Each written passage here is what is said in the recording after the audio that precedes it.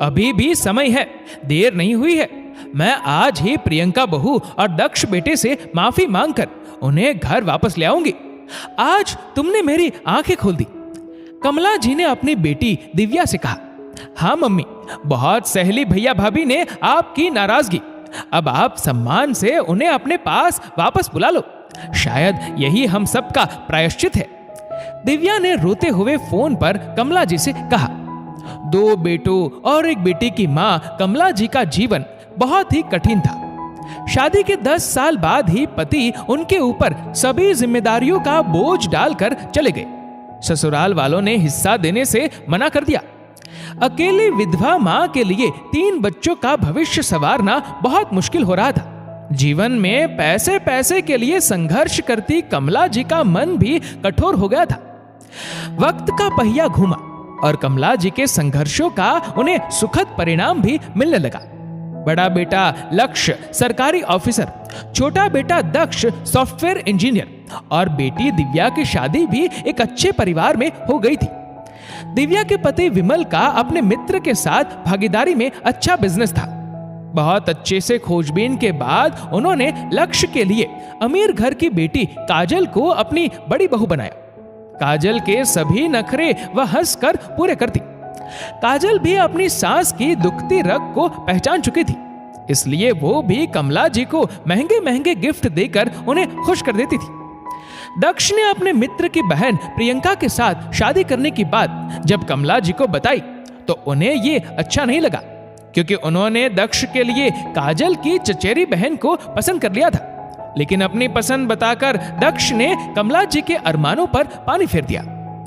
बेटे की जिद के आगे उन्होंने हार मान ली और प्रियंका उनके घर की छोटी बहू बन गई। शांत और मधुर स्वभाव की प्रियंका कमला जी को अपने व्यवहार से खुश करने की खूब कोशिश करती, लेकिन वक्त के साथ पैसे के लालच का चश्मा इस कदर उनकी आंखों पर चढ़ चुका था कि प्रियंका की सादगी और अपनत्व उन्हें नजर ही नहीं आता था।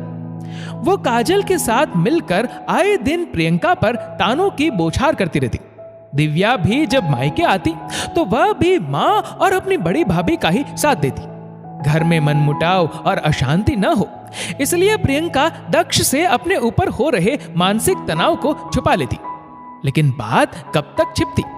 एक दिन दक्ष की तबीयत खराब होने से वह घर जल्दी आ गया।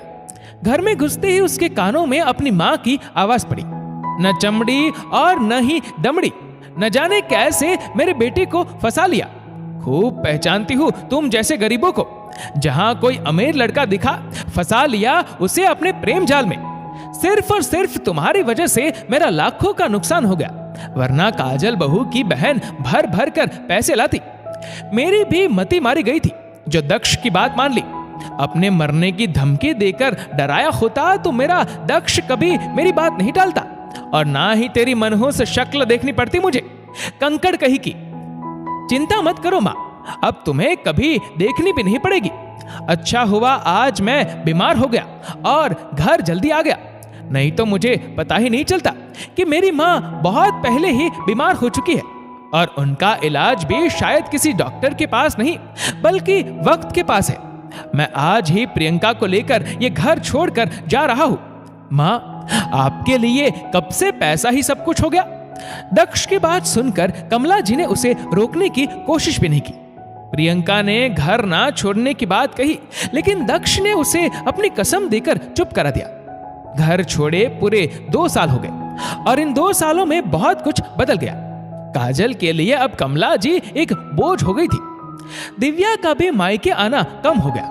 इसी बीच उसके पति विमल के बिजनेस पार्टनर ने धोखे से पेपर पर साइन कराकर पूरा बिजनेस हथिया लिया। पैसे के लिए मोहताज दिव्या ने जब काजल भाभी की तरफ मदद की उम्मीद से देखा तो उसने उसके लिए घर के दरवाजे बंद कर दिए। छुपकर कमला जी थोड़ी बहुत मदद कर देती थी। अब बेटी की स्थिति को देखकर उन्हें अपने पुराने दिन याद आने लगे। एक दिन दिव्या का फोन आया कि बच्चों के स्कूल की फीस भरनी है, नहीं तो नाम कट जाएगा।